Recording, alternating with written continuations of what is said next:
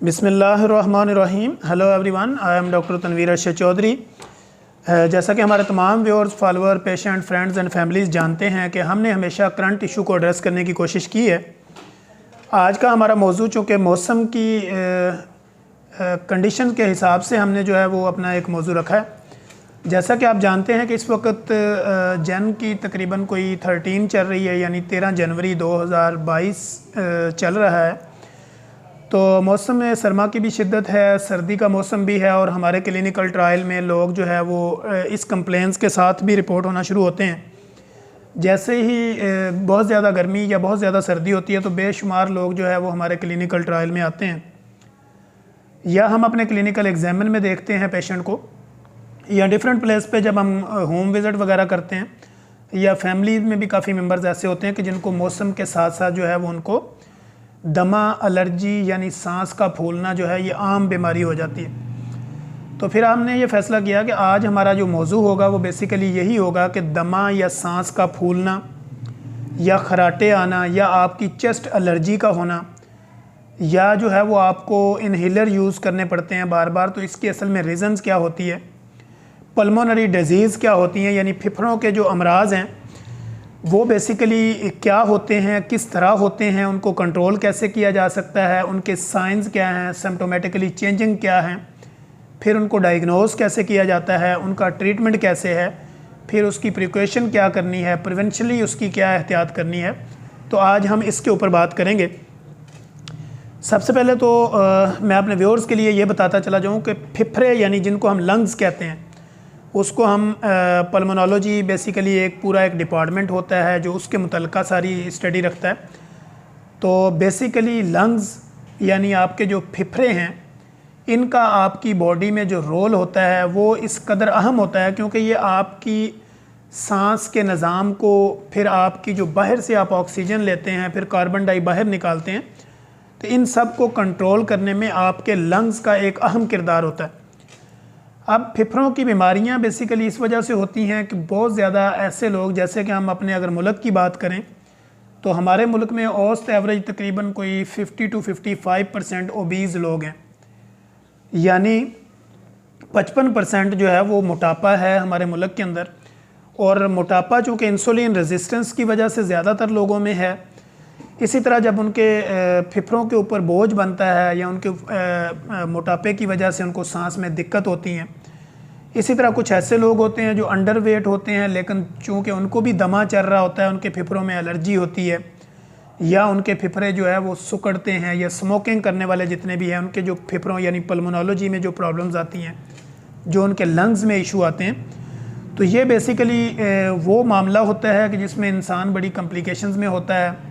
और वो अपने आप को अनकंफर्टेबल फील कर रहा होता है। यानी उसको आम नॉर्मल दूसरे जो आम लोग होते हैं उनकी निस्बत ये अपने आप को ज़्यादा कंफर्टेबल फील नहीं करता।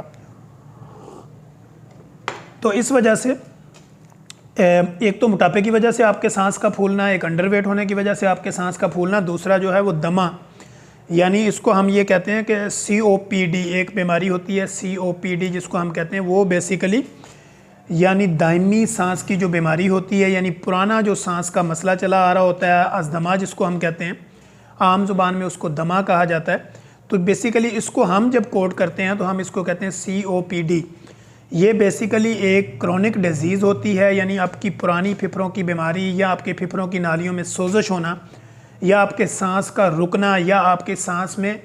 फेफड़ों में एलर्जी की वजह से सांस का तंग होना। इसमें फिर क्या होता है कि जब पेशेंट आता है, या बाज़ पेशेंट ऐसे भी कंप्लेंट्स के साथ आते हैं कि उनको जो है वो कफिंग के साथ ब्लीडिंग हो रही होती है, या उनको थूक के साथ ब्लड आ रहा होता है, तो पेशेंट हमारे क्लिनिकल ट्रायल में आके कहते हैं कि डॉक्टर साहब मेरे जो है जब मैं थूकती हूँ या थूकता हूँ तो मुझे इसमें ब्लड आता है, या ब्लड नुमा इसके अंदर से कोई चीज़ निकलती है, तो क्या ये ख़तरनाक बात तो नहीं है? तो हम उसको ये कहते हैं कि ये बेसिकली अंडरलाइन हो सकता है, कोई पैथोलॉजी चल रही हो, तो हमें जो है ना इसको ब्लड इन्वेस्टिगेट करना पड़ता है, माइक्रोडोट वगैरह, CBC और इस तरह के हम जो है वो टेस्ट रिकमेंड करते हैं ताकि उसकी असल हकीकत जो है वो सामने आ सके। नॉर्मली क्या होता है, चूँकि ये फेफड़ों का जो सुकड़ना है या फेफड़ों का जो इन्फेक्शन है, इसके साथ साथ फिर आपको और बड़े प्रॉब्लम्स होते हैं। एक तो सांस फूलना शुरू होता है, एक स्लीप डिसऑर्डर होता है, फिर आप अनकंफर्टेबल होते हैं, आपकी बॉडी प्रॉपर रिलैक्स नहीं होती, और आपके फेफड़ों का प्रॉपर काम ना करना या आपके फेफड़ों में एलर्जी होना या दमा होना, तो उसमें फिर तंगी होती है। फिर बार बार आपको इन्हेलर्स वगैरह या इस तरह की और हम मेडिकेशंस देते हैं, कैप्सूल वगैरह आपको सक करने पड़ते हैं। तो ये वो तकलीफ़देह अमल होता है जो इंसान के लिए बड़ा ख़तरनाक होता है। तो अपने फेफड़ों को बेसिकली आप कैसे जज करेंगे? फ़र्स्ट ऑफ ऑल कि जितने भी ओबीज़ हैं, मोटापे वाले लोग हैं, तो उनके लिए सबसे पहले ये होता है कि अपने मोटापे को कंट्रोल करें। अगर उनको लगता है कि 2-4-5 मिनट की वो चहलकदमी करते हैं, उनका सांस फूल जाता है, या थोड़ी सी वो स्टेयर्स वगैरह चढ़ते हैं, सीढ़ियाँ चढ़ते हैं, तो उनका सांस फूल जाता है, तो उनको अपने वेट को रिड्यूस करना चाहिए और अपने फेफड़ों की कैपेसिटी को बढ़ाना है। अब अपने फेफड़ों की जो वर्किंग कैपेसिटी है वो कैसे बढ़ सकती है? सबसे पहले तो हम बात ये करेंगे कि बेसिकली ये डिज़ीज़ होती क्यों है, फिर हम इसकी कैपेसिटी वगैरह आगे बताएंगे। फ़र्स्ट ऑफ ऑल ये एक तो मोटापा है, दूसरा आपके फेफड़ों की एलर्जी है, तीसरा ऐसी चीज़ों का इस्तेमाल जो आपकी बॉडी के अकॉर्डिंगली सूटेबल ना हो या आपकी बॉडी उसको प्रॉपरली ऑब्जर्व ना कर रही हो, उसको जज़ब ना कर रही हो, उससे आपका वेट गेन हो रहा हो या आपके फेफड़ों के अंदर कोई इन्फेक्शन बन रहा हो, तो ये वो काज्ड बनती है जो आपके फेफड़ों में प्रॉब्लम्स आती है। अब इसी तरह कुछ लोग ऐसे होते हैं जिनको ये जेनेरिक चल रहा होता है, यानी उनको जीन्स के अंदर से ख़ानदान में हमने देखा है कि अगर बाप दादे को दमा था तो उनमें से आगे भी कईयों को दमा होता है। बेसिकली इससे बचा भी जा सकता है, लेकिन चूँकि ये एक अलग टॉपिक है, तो ये वो रीज़न्स होती हैं। किसी को यानी अपने ख़ानदान से अस्थमा चल रहा होता है, किसी को जो है पॉल्यूशन से, जैसे बाहर से इस तरह की फ़ॉरेन बॉडी वगैरह ज़्यादा अंदर चले जाएँ, अपनी सफाई का ख्याल ना रखा, या अपनी नोज़ का और प्रॉपर अपने थ्रोट का, गले की सफाई ना रखी, फिर इसी तरह जो भी चीज़ें आपने खाई उसको प्रॉपर स्टरलाइज ना किया, इसी तरह मोटापे का होना, इस तरह टीबी की शिकायत का हो जाना, या बार बार आपकी चेस्ट या खांसी का बार बार रहना, चेस्ट के ऊपर आपके बलगम का फ्लो होना और उसका आपने प्रॉपर ट्रीटमेंट ना करना, ये वो रीज़न बनती हैं जो आपको दमा क्रिएट करती हैं या आपके फेफड़ों में एलर्जी करती हैं या आपकी सांस की नालियों में सोजश का ज़रिया बनती हैं।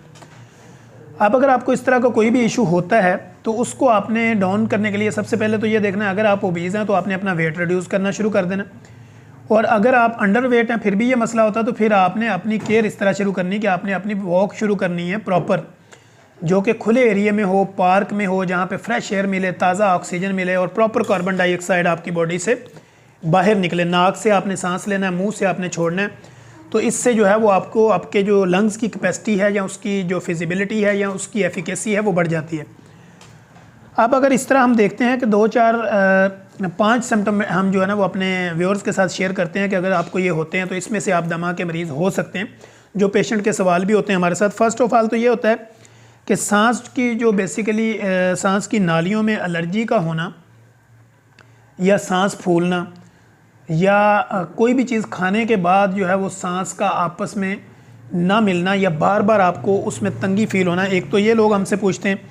फिर इसी तरह ये होता है कि लोग आके ये पूछते हैं कि अगर ये दमा हो जाता है तो हमने तो सुना है कि दमा जो है वो कंट्रोल ही नहीं हो सकता, दमा यानी लाइलाज बीमारी है, तो ये भी कन्फ्यूजन है। इसी तरह लोग ये कहते हैं कि जब आपने हमें कोई इन्हेलर लगा दिया या कोई ऐसी मेडिकेशन लगा दी या जो में हम बफ़ करते हैं, पफिंग करते हैं उसकी, या कैप्सूल वगैरह लेते हैं, तो क्या ये पूरी ज़िंदगी छूट सकता है या नहीं छूट सकता है, इस तरह के सवालात। इस तरह फिर लोग ये कहते हैं कि अगर दमे वाला मरीज़ है तो उसने खेलना नहीं है, यानी वो फुटबॉल नहीं कर सकता, क्रिकेट नहीं खेल सकता, कबड्डी वगैरह और साइकिलिंग वगैरह नहीं कर सकता या जिम वगैरह नहीं कर सकता, तो क्या इसमें कितनी सच्चाई है या नहीं है। इसी तरह कुछ लोग ऐसे होते हैं कि जो कि ये पूछते हैं कि अगर फेफड़े आपके सिकुड़ जाते हैं क्या ये दोबारा जो है वो बहाल भी हो सकते हैं या नहीं हो सकते, या आपके फेफड़ों का अंदर एलर्जी हो जाना या फेफड़ों का सिकुड़ जाना या उनके अंदर इन्फेक्शन हो जाना या फेफड़ा अगर आपका ख़त्म हो जाता है तो क्या इसका ट्रांसप्लांट भी हो सकता है या नहीं हो सकता। तो ये वो सवाल है। नंबर एक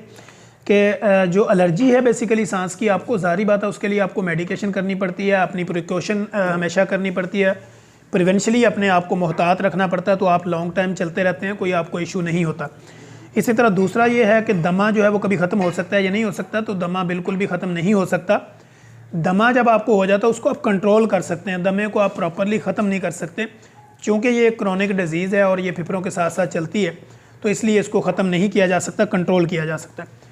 इनहेलर का जब आप इस्तेमाल करते हैं तो लोग हमसे ये पूछते हैं कि ये जो इनहेलर मुझे लग गया अब मैं इसको छोड़ सकता हूँ। जी बिल्कुल छोड़ सकते हैं। इनहेलर का जब आप यूज़ करते हैं, जैसे जैसे आपको अपनी तबीयत में बेहतरी नज़र आती जाती है, आप इसकी डोज़ को कम करते जाते हैं। इसका जो आप बफ़ लगाते हैं, पफ़ लेते हैं, उसको आप आहिस्ता आहिस्ता थोड़ा थोड़ा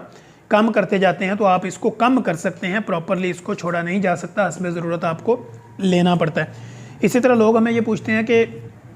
दमे वाला, सांस की बीमारी वाला जो है वो क्रिकेट खेल सकता है, फुटबॉल खेल सकता है, साइकिलिंग कर सकता है, जिम कर सकता है या नहीं कर सकता? तो बेसिकली वो हर चीज़ कर सकता है अगर वो अपनी बीमारी को कंट्रोल रखता है। तो अपनी बीमारी को कंट्रोल करते हुए वो हर तरह की जो है वो प्लेइंग में हिस्सा ले सकता है, खेलों में हिस्सा ले सकता है, जिसमें वो रनिंग भी कर सकता है लेकिन वो अपनी कैपेसिटी के हिसाब से। इसी तरह वो अगर जिम भी कर सकता है तो लेकिन अपनी तबीयत के मुताबिक उसको नॉर्मली वो थोड़ा थोड़ा ऊपर लेता जाएगा। इसी तरह अगर साइकिलिंग कर रहा है तो भी अपनी तबीयत के हिसाब से, अपनी बॉडी को समझते हुए वो उस मामलात में हिस्सा भी ले सकता है और चल भी सकता है। दूसरा ये है कि लोग पूछते हैं कि फेफड़ों का सुकड़, अगर फेफड़े सुकड़ जाते हैं तो इनका कोई हल है कि नहीं है? जब आपके फेफड़े सुकड़ जाते हैं तो वो दोबारा से यानी फ़ाल नहीं हो सकते, दोबारा से वो फ़ाल नहीं हो सकते, अपना काम उस तरह नहीं कर सकते जिस तरह के जो उसका नेचुरल अमल था। तो लिहाजा फिर लोग हमसे ये पूछते हैं कि अगर फेफड़े सुकड़ जाते हैं या लंग्स हमारे सुकड़ जाते हैं तो क्या ये तब्दील भी हो सकते हैं? जिस तरह लिवर ट्रांसप्लांट होता है, किडनी ट्रांसप्लांट होता है, तो क्या इस तरह ये पल्मोनरी जो आपका लंग्स का सिस्टम है ये भी ट्रांसप्लांट होता है? तो बिल्कुल होता है, आपके फेफड़े भी ट्रांसप्लांट हो सकते हैं। तो ये वो चीज़ें हैं जो हमने कन्फ्यूजन जो आपके सामने रखी। बेसिकली तो ये टॉपिक चूँकि पल्मोनोलॉजी वालों का है, पल्मोनोलॉजिस्ट का है, लेकिन चूँकि हमने ज़रूरी समझा कि हम अपने जितने भी हमारे व्यूअर्स हैं उनके नॉलेज को अपडेट करें, तो हमने ये मोटी मोटी चीज़ें आपको बताई। लिहाजा अपने आप को कंट्रोल रखने के लिए आपको फ्रेश एयर में वॉक करनी चाहिए, ताज़ा सब्जियां, पानी का इस्तेमाल करना चाहिए, जूसेस का ज़्यादा इस्तेमाल करना चाहिए। बहुत ज़्यादा खट्टी चीज़ें, तुरश चीज़ें, चावल, स्पाइसी चीज़ें, फ़ास्ट फूड, कोल्ड ड्रिंक, इनसे अपने आप को परहेज़ में रखें तो आप अपने दमे को, अपने फेफड़ों की बीमारियों पर कंट्रोल पा सकते हैं। तो हम इंशाल्लाह कोशिश करेंगे कि अपने नेक्स्ट एपिसोड के अंदर एक नई इन्फॉर्मेटिव वीडियो के साथ दोबारा आप लोगों के लिए हाज़िर होंगे। तब तक के लिए इजाज़त दीजिए। अल्लाह हाफिज़।